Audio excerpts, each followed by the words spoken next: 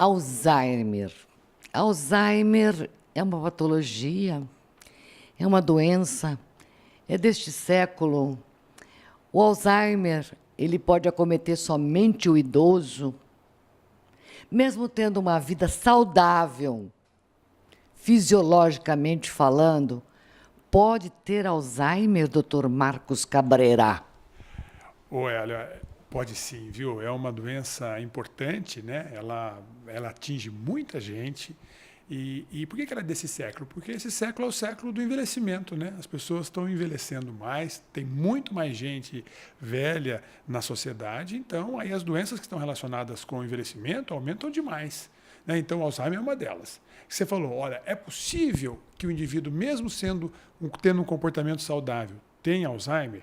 É possível, mas a chance maior é das pessoas que não se comportam bem. As pessoas que têm um comportamento não saudável, seja na alimentação, seja no exercício físico, seja na atividade mental. Então, assim, todos nós podemos ter, mas a chance de ter aumenta de acordo com o nosso comportamento. Agora, o indivíduo que está com Alzheimer, que qualidade de vida ele tem, doutor Marcos? O Alzheimer é uma doença que vai variando conforme vai passando o tempo. Nós poderíamos dividir em 3 fases. Na primeira, é só a memória que está alterada. Então, não é difícil manter uma qualidade de vida quando você está tendo uma certa dificuldade para lembrar das coisas, para se localizar. Então, é possível que você mantenha um relacionamento com a família, até profissional, nessa primeira fase, que é 1/3 da doença. Na segunda fase, você começa já a ter dificuldades para fazer alguma coisa. Aí a qualidade começa a ser comprometida. E aí que vem a família para tentar adaptar a essa nova situação. Por exemplo, é um indivíduo que não consegue mais dirigir. É um indivíduo que não consegue mais gerir o seu dinheiro. Na terceira fase, o que a gente tem? Um indivíduo que não consegue fazer nada.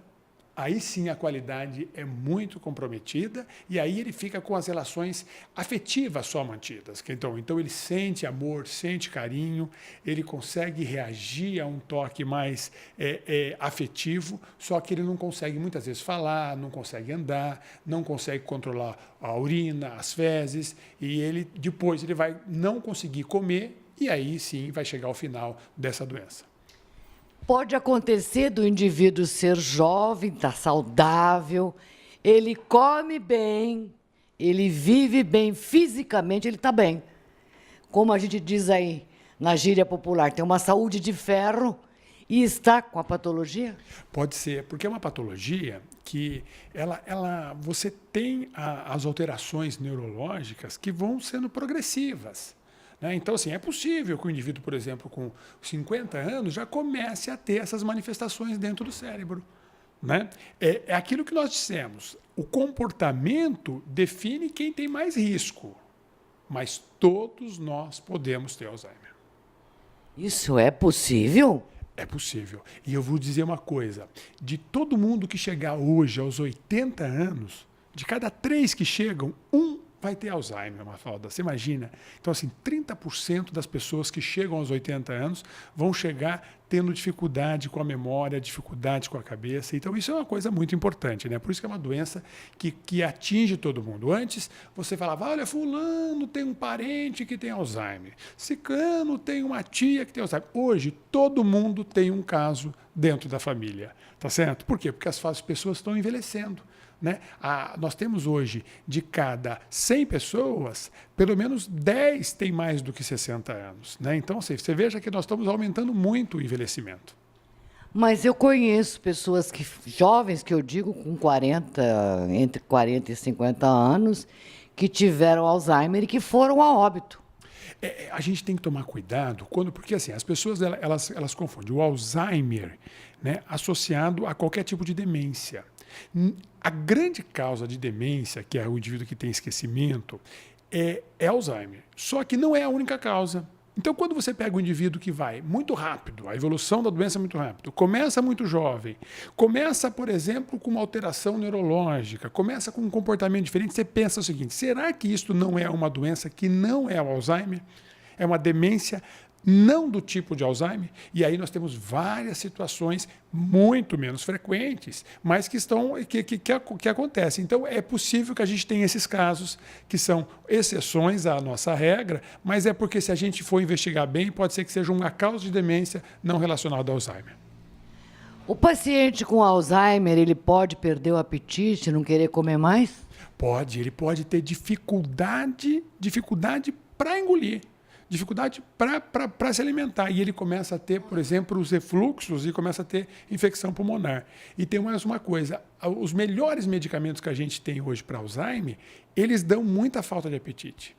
Entendeu? Então, a questão nutricional hoje no Alzheimer é muito importante, principalmente naquela fase mais avançada. Doutor Marcos, nesta revista aqui, Pense Leve, eu não sei se você já conhece essa revista. Esta revista Pense Leve, ela fala de diversos assuntos, mas nesta especificamente, ela aqui mostra, inclusive, a síndrome do ninho vazio. A síndrome do ninho vazio, normalmente, ela leva a pessoa a ter processo de depressão, sei lá eu. Sem dúvida nenhuma. Isso pode vir a desencadear, pode ser causa para desenvolver um Alzheimer? Pode, porque assim, a depressão ela está associada a essas dificuldades neurológicas, né? Então, e o ninho vazio é uma das causas da depressão numa fase mais avançada, 50, 60 anos. É quando aquele indivíduo ele sempre viveu pela família, sempre viveu para ajudar todas essas pessoas e começa a não ter mais ninguém, porque as pessoas casam, vão ter filhos, vão morar em outra cidade, isso é o ninho vazio. Além do ninho vazio, Mafalda, nós temos ainda o esvaziamento dos projetos do indivíduo. É o indivíduo que parou de trabalhar, se aposentou e não resolveu fazer mais nada. É o indivíduo que parou de conviver com os amigos. Então, assim, essa renúncia que a gente tem para as coisas importantes da vida e que fizeram toda a história da nossa vida com 20, com 30, 40 anos, quando a gente para de fazer isso, a gente fica muito vulnerável para ter depressão. Né? E a depressão, hoje, ela é uma das causas de piora dessas queixas que estão relacionadas com o Alzheimer. Então, não que ela vai dar um Alzheimer, mas aquele Alzheimer que poderia ter um sintoma aos 75 anos, acaba tendo... Adianta. Essa que é a questão. Depende do nosso comportamento, nós podemos adiantar demais essas alterações. Olha, uma dúvida que me ocorre. Geneticamente falando, tem alguma carga nisso? Tem uma carga importante genética. Nós temos uma alteração genética que está muito relacionada ao Alzheimer, que é o ALE4. Agora, não significa que se você tiver essa alteração do gene, você vai desenvolver o Alzheimer, mas a chance é maior.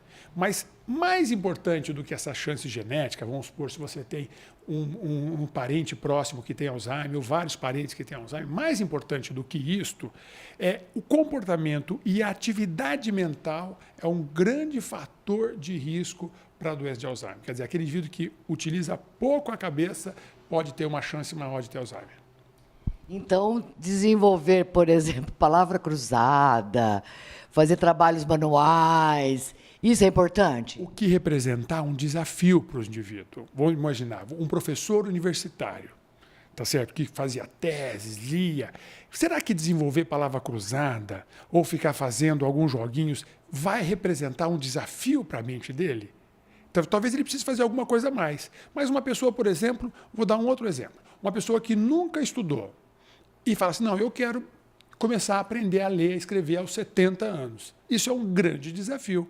Então o que eu sugiro? Olha, primeiro, fazer isso que as pessoas estão fazendo agora, assistir bons programas de televisão que tenham informação, tá certo? Assistir filmes, tá certo? Ler, né? A internet é um negócio fantástico, o computador tem uma possibilidade de você estar fazendo de acordo com o nível de cada um, tá certo?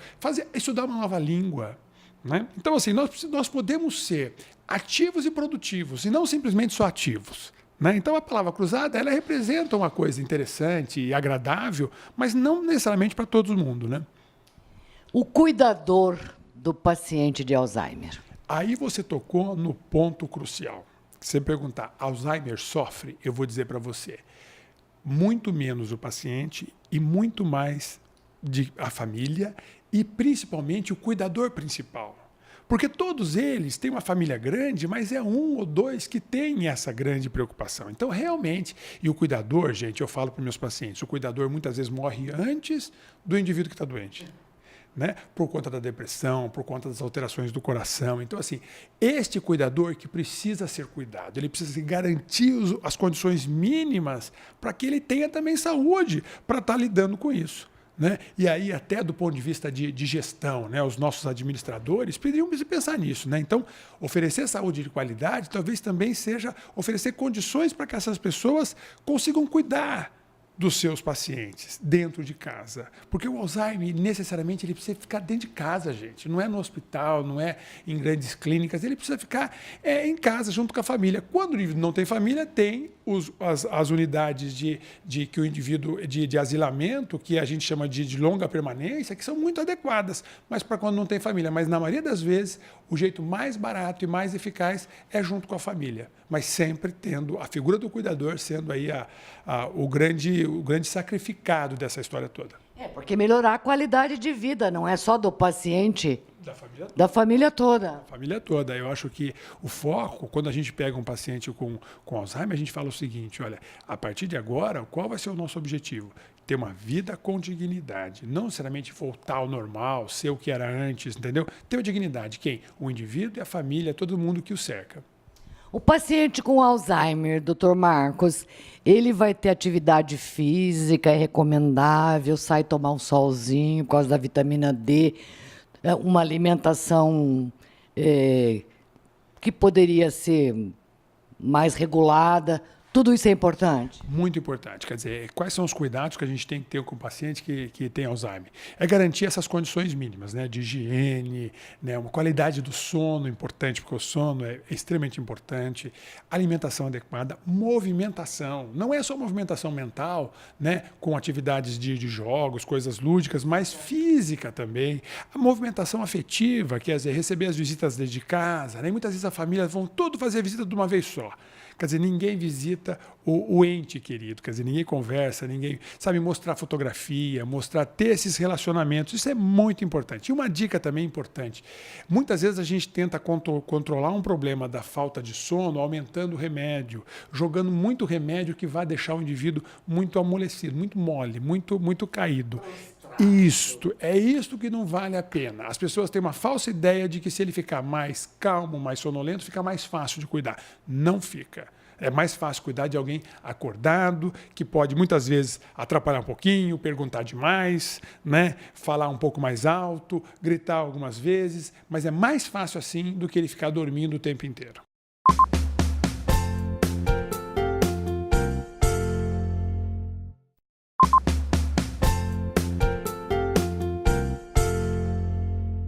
O Museu Histórico de Londrina comemorou neste ano de 2012 42 anos. Muita festa para mostrar o que é o Museu Histórico de Londrina. E nós estamos com a diretora Regina, que ela vai poder contar um pouquinho da história do museu, que está instalado aqui na antiga estação ferroviária de Londrina. E tem parte da história do começo da colonização da cidade. É isso, Regina? Isso mesmo. Esse museu conta a história da colonização de Londrina. Então, vai falar do cotidiano, dos trabalhadores, das pessoas que vieram para cá, de diferentes países, diferentes estados do Brasil, fixaram residência e construíram essa cidade. E ser diretora desse museu é uma gratificação muito grande. Ah, com certeza. Primeiro é uma honra, né? E depois uma responsabilidade e também uma alegria muito grande, né? É um espaço de memória. Então, a gente lida com o que é de mais caro para as pessoas, para as famílias, né? que se tornaram londrinenses, né? Então, sempre é motivo de emoção, de alegria, também de preocupação e de responsabilidade, né? Porque estamos lidando com a memória da cidade, das pessoas que aqui moram. Tem aqui um pouquinho de cada coisa. Tem desde a primeira venda, né, que falava na época, né, porque não era nem empório, era a venda, né, da Videcash, né? Temos A catita, né, que é a primeira... O meio de transporte, o antigo ônibus, né? Antigo ônibus, né? Jardineira. Jardineira. E nós temos aqui, o João Henrique está rindo, porque acho que ele nem lembra que existia essa palavra jardineira, né? E nós temos aqui a Folha, o primeiro jornal, temos o primeiro alfaiate, temos também o joalheiro, Dias, né? E vários outros que nós estamos mostrando. Isso daqui, as famílias devem se sentir muito sensibilizadas quando elas entram nesse espaço. Eu imagino que sim, nós testemunhamos, sempre testemunhamos isso, o seu Raimundo presencia sempre a emoção das pessoas que vêm visitar o museu. Mesmo que elas não sejam doadoras dos objetos que estejam aqui expostos, quando as pessoas olham os cenários, olham os objetos, elas se encontram, né? Elas se lembram do passado, expressam saudade, expressam toda a emoção que o acervo provoca. Esta ala é a história. Essa parte do museu apresenta contém uma exposição permanente, ela não é alterada, né? Desde que foi organizada, ela permanece e ela conta a história da colonização, a chegada da Companhia de Terras, os primeiros, né? Imigrantes que chegaram, que conheceram a mata que dominava todo esse território e que construíram a cidade, né? Iniciaram a construção da cidade. Então, ali você fez a referência, a vendinha, né? A cabana do imigrante, o escritório da companhia. Aqui, nesse ambiente, nós temos a representação de um espaço urbano já mais consolidado, então, com profissionais especializados, o farmacêutico, o médico, o dentista, o jornalista, né? E assim por diante. E, na terceira sala, as referências são de uma cidade já, né, em fase de consolidação, com expressão cultural, com cinema, com arte, né, com práticas, espaços religiosos já estabelecidos, e também faz uma referência ao cotidiano das crianças e dos trabalhadores, diferentes formas de compromisso com a saúde, desde o compromisso individual até o coletivo, organizado, etc. Então, hoje, o debate sobre a saúde envolve muitas questões, né, que não estavam colocadas para os homens dos anos 30, 40, 50. Inclusive a dengue ali, os bichinhos estão vivos. Pois é, faz um sucesso com a meninada, porque os professores têm a oportunidade de mostrar para as crianças como que se desenvolve, né, o mosquito da dengue. As crianças entendem o processo e a gente aproveita para participar da campanha de controle do mosquito. Portanto, visitar o museu é uma aula de história, geografia, cultura geral. Com certeza. Eu acho que é uma aula de vida, né? Nós estamos falando de vida, então é uma questão de conhecimento, mas é uma questão assim, também de prazer, né? De bem-estar, de alegria, de emoção, como nós falamos, né?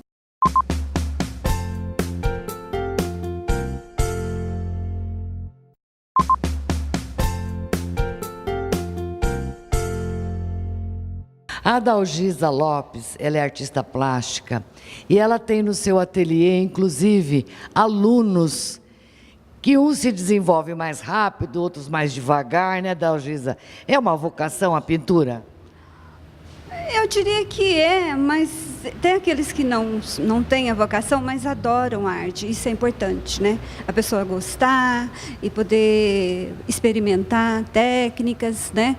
E distrair, porque é uma terapia a arte, né? A arte faz bem para o espírito, para a alma, para o corpo, né? Muitas pessoas, às vezes, têm problemas com depressão, acaba se soltando mais, até se consertando mais, né? Porque a arte te traz aquele glamour, gostoso você trabalhar com cores, gostoso você mostrar os seus trabalhos, né? Isso é importante. Na verdade, é uma mudança radical da qualidade de vida da pessoa. Eu considero que sim, viu? Eu tenho testemunhos de pessoas que começaram a trabalhar e melhoraram muito. assim, espiritualmente falando mesmo, né? E a pessoa, ela está deprimida, ela está muito fechada dentro de casa, ela se solta, porque ela começa a sair de casa, ela começa a fazer novos amigos. Isso é importante.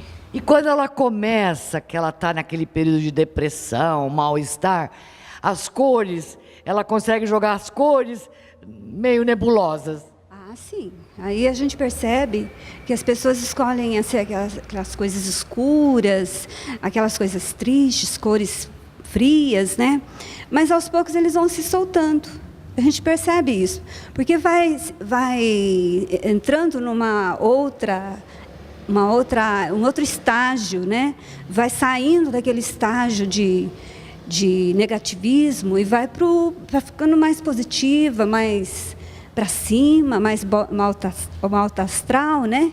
A autoestima sobe. Sim, perfeitamente, totalmente. Aqui no Museu de Arte de Londrina, você está expondo as suas obras e também de vários alunos. Os meus alunos também. Estou com 19 alunos aí, graças a Deus, né? Todos bem empenhados em mostrar os seus trabalhos, né? Adoraram a exposição, adoraram poder mostrar, né? Isso é importante também para eles, porque isso traz para eles assim mais disposição, mais eu diria mesmo assim que eles ficam estimulados a trabalhar mais. Mais vida, isso. Você usa que técnica? Na realidade, especificamente aqui nessa exposição, eu optei pelo abstrato, né? E o meu abstrato, ele remete assim a cores fortes, luz, sombra, um pouquinho de luz, né? E eu me baseio assim em artistas consagrados como Beatriz Milhares, Tomio Otaki, né? Eu costumo pesquisar bem quando eu vou executar um trabalho, eu pesquiso antes, né? Procuro saber que cor que eu vou fazer, o que combina com o que, né? Até eu executar o trabalho e poder colocar na tela uma coisa assim mais agradável, viva, que eu possa mostrar para as pessoas assim e a pessoa sentir assim prazer em olhar. Pelo menos para mim tem que ser assim, né? A pessoa tem que gostar, olhar e gostar. Os seus alunos, eles também, cada um pega uma escola? Olha, eu deixo os alunos à vontade, cada um faz a tua técnica. Ele escolhe, eu não interfiro muito nos gostos deles, né? Até eu deixo eles à vontade para trabalhar ou o moderno ou o clássico, né? Porque eu tenho alunos de todo jeito, de todas as faixas etárias também, de idade, né? Então, tem jovens, tem idosos, né? Então, você sabe que isso varia muito, né? Onde fica seu ateliê? Eu trabalho na Arte Decor. Já tem uns 15 anos que eu trabalho lá, né? Dou aula lá. Quem quiser começar, pode ir. Tranquilo. Lá na Arte Decor a gente está disponível lá para quem tiver vontade de ousar um pouco, né? A Maria de Lourdes é aluna da Adalgisa e ela, como aluna, também está expondo aqui no Museu de Arte. Aliás, são 19 alunos, conforme a Adalgisa colocou. E é com ela que eu falo agora e bato um papinho. Você começou a pintar por quê? Conta pra gente. Gosto, aprecio, sempre quando posso, procuro visitar exposições, né? E esse amor começou quando eu era pequena. Eu tinha uns 11 anos, uma senhora se casou e foi morar vizinha da minha casa. Quando ela convidou para ir à casa dela, vi lá uma tela grande, pintada a óleo, assim, coisas que eu não via antes, assim, no meu mundo não tinha, né? Aí ela disse assim, fui eu que fiz. Eu fiquei aquela criança encantada, realmente muito encantada, né? Quando cheguei na outra sala, na Copa, né? Outra obra que ela tinha feito. Olhei de novo assim, ai, que lindo! Ai, fui eu que fiz. Então eu fiquei assim muito encantada e convivi muito com ela, sabe? Aprendi muita coisa com essa minha amiga, né? Eu tinha 11 anos, ela por volta dos 25, quando se casou, e a gente fez uma longa amizade, tá? Então, ela me despertou, ela me pôs essa semente de amor a qualquer coisa de arte, sabe? E você começou a pintar quando? Eu só comecei a pintar por volta dos 22 anos. Fiz um ano, depois eu fui obrigada a parar, porque o horário de trabalho não combinava com horários de aula, trabalhava bastante, né? Eu dava aula, então não sobrava horário, tá? Depois que eu tive meu segundo filho, eu tentei de novo, eu fiz mais um ano de aula. Foi novamente, aí algumas coisas aconteceram, eu parei. E agora faz 6 anos que eu estou com a Dalgisa, aí não parei mais. Mudou sua vida? Ah, muito. É uma delícia, sabe? Dia que eu estou assim, às vezes, você está cansada, um estresse, ou está meio para baixo por alguma coisa, sabe? A hora que eu vou para a aula de pintura, eu esqueço o mundo lá fora. Tá? Então, tudo ali para mim, no instantinho, se eu estou com dor de cabeça, qualquer coisa, no instante, aquilo passa, não precisa de remédio, é o cheiro da tinta milagroso comigo, sabe? É uma delícia, o pincel e tinta, né? Muito bom. É o convite para uma vida melhor? É um convite. E eu convido as pessoas que, às vezes, estiverem, assim, com algum problema, ou, né, às vezes, uma depressão, vá fazer alguma coisa que dá prazer, porque realmente esse prazer de você fazer alguma coisa, ou se está bonito para os teus olhos, ou bonito para os olhos dos outros também, ou não para o olho do outro, o prazer é de cada um, sabe? Então, isso que é importante, isso que faz com que a pessoa se eleve. Um exemplo, tem uma senhora, mais de 80 anos, que faz aula de pintura com a gente. Hoje encontrei com o filho dela, falou assim, olha, aquilo foi uma bênção para minha mãe, porque ela estava muito deprimida com a morte do marido, né? Ela falou, ela começou a ia devagarinho e tal. Olha, mamãe renasceu, ela reviveu, voltou a sorrir, né? Então, e ela pinta, a obra dela está aqui também, né?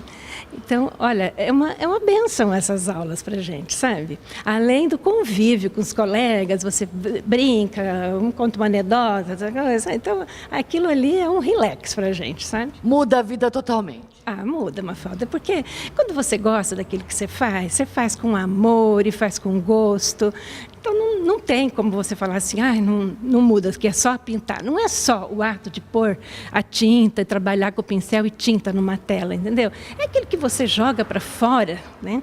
Então, são energias e outras energias, sabe? É maravilhoso. E a família percebe. A família percebe. Nossa, o meu filho, ele fala para mim assim, quando chega o meu dia de ir na aula, terça-feira, né? Ele fala assim, você não vai na aula? Você está aqui, você está demorando para sair? O que está acontecendo? Você não vai na aula? Então, tenho que ir, né? E o ano passado eu sofri um acidente, eu fiquei 2 meses sem poder pôr o pé no chão. Quando tirei o gesso, eu ia mancando de RoboFoot, mas a primeira coisa que eu fiz foi voltar para a aula de pintura, sabe? Sarou rápido. Aí depois melhorou bem, ajuda. É a alegria que a gente sente, né? É possível que o indivíduo, por exemplo, com 50 anos já... Ah, com certeza. Primeiro é uma Claro que sim, viu? Eu tenho testemunhos de pessoas.